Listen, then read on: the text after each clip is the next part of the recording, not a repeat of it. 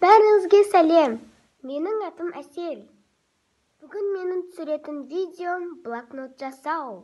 Ол үшін бізге керекті заттар: фломастерлер, сызғыш және де тескіш. Ал мен біз қағаздарды аламыз және де оны бүктейміз.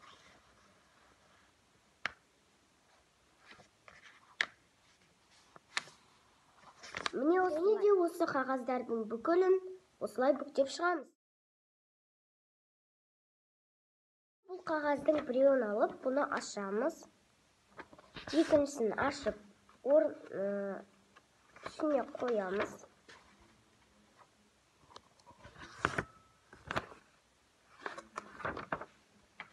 Міне осылай. Тағы да.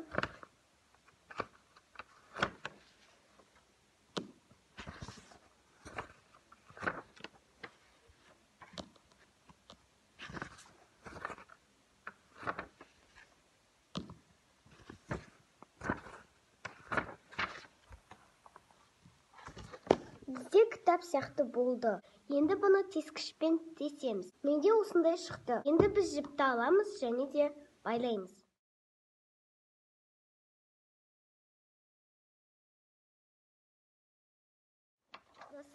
Бұл бір мүйізді. Мен сурет салуым керек еді, бірақ мен еріндім. Жарайды, ал біз кет достар, менде осындай қапшық шықты.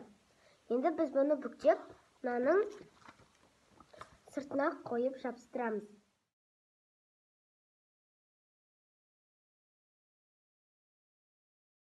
Достар, бізде кереметтей блокнот шықты.